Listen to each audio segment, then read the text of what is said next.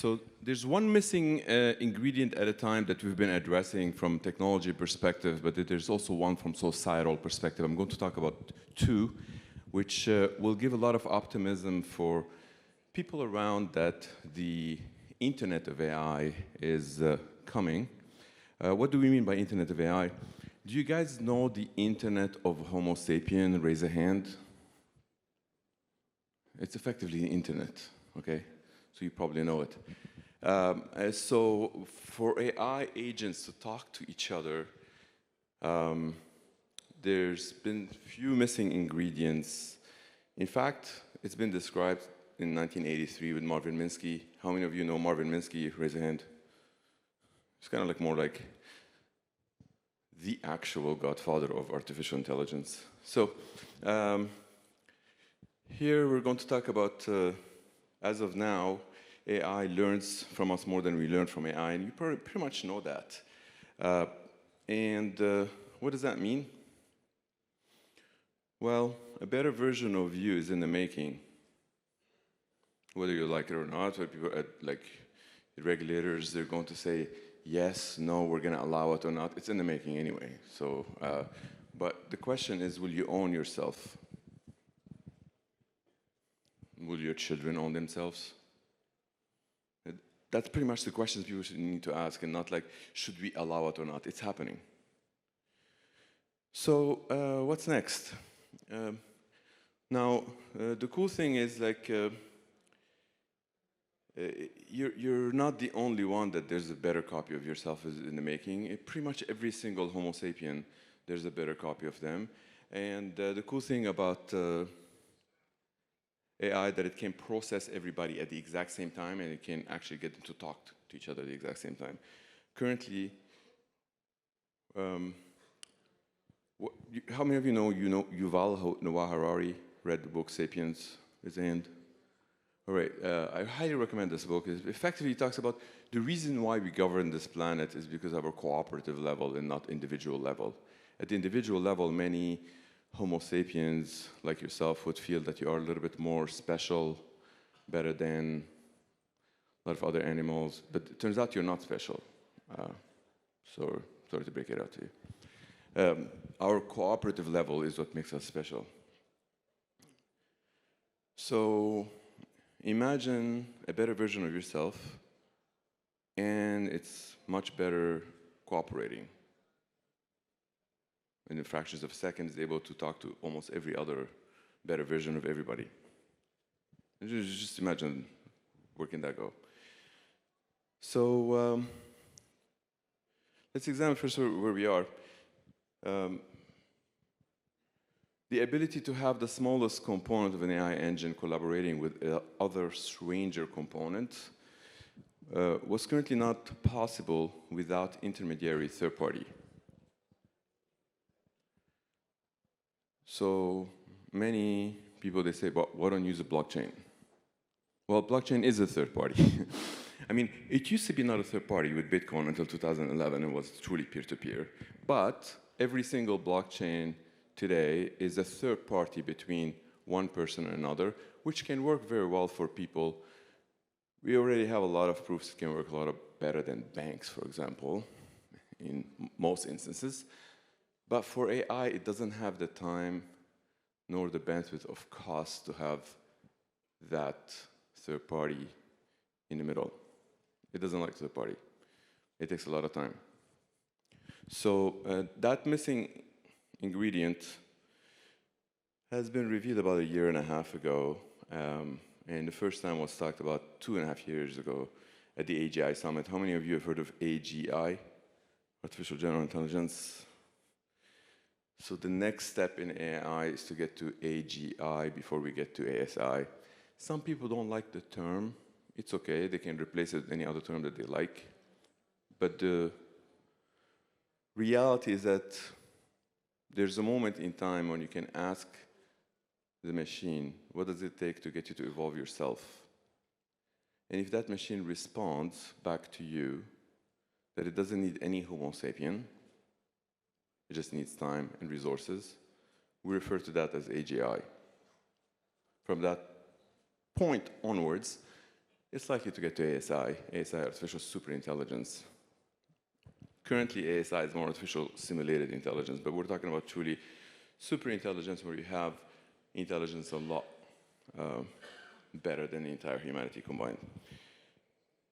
By how many times? If you have a machine that is smarter than all humanity combined, well, if it's a little bit better today, tomorrow it can be 10 times better, the day after can be 100 times, and so on and so forth. Now, of course, if you imagine a single entity controlling this thing, you probably will start thinking of a lot of scenarios of dystopia. But we're going to make sure that it's not going to happen. It's probably going to be the entire internet of AI that's going to get there first. So I usually start talking who am I or whatnot, but if any of you would like to connect, feel free. You can scan this QR code, or you can just hit me up on LinkedIn. How many of you are familiar with IEEE, the Institute of Electrical and Electronic Engineers? Amazing. It's the largest in the world, 400,000 members globally. It pretty much sets most of the standards. If you were to take your phone and look inside it, there's lots of IEEE standards or whatnot. What I've elected to do for the IEEE is the International Protocols for AI Security, because it needs to be inclusive to everyone, and it should not serve a single country, it should not serve a single religion, it should not serve a single company. But I was the first in the world, by the way, to talk about AI decentralized in 2013. A lot of people thought, this guy's crazy.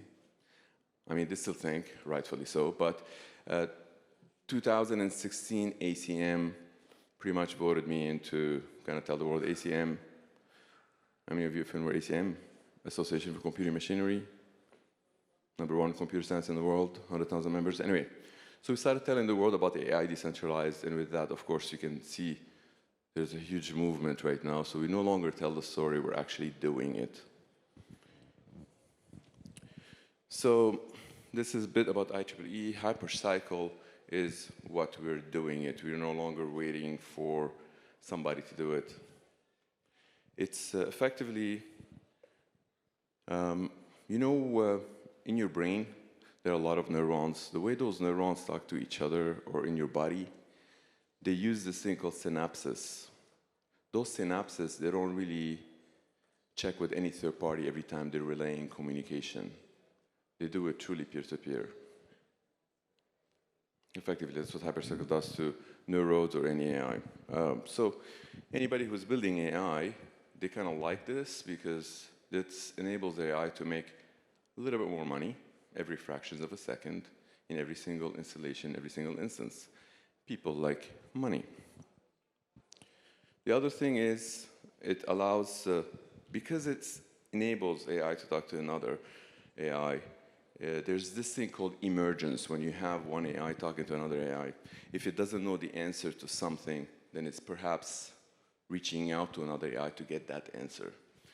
And sometimes, even if both they know the answer, with 80% accuracy, when you combine them together, you get a little bit higher because it's not necessarily the same accuracy, and due to emergence, you can get superior level of intelligence.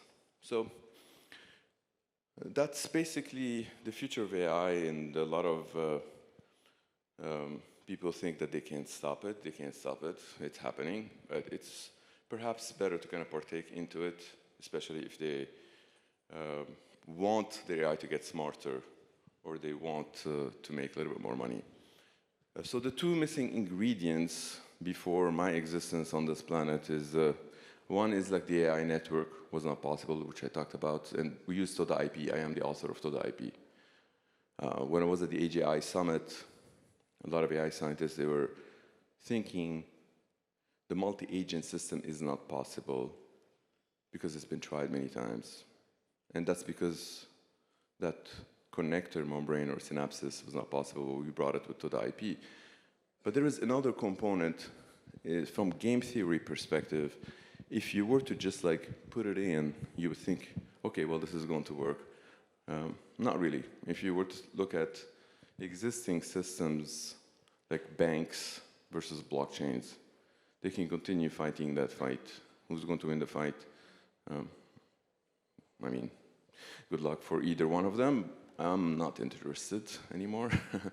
But I think the future is more enabling AI to talk to AI, and this is what we owe to future generation and our children, and we really think that if that brain is not controlled by a single entity, it's probably better for the future. So it is a very good mission for everyone.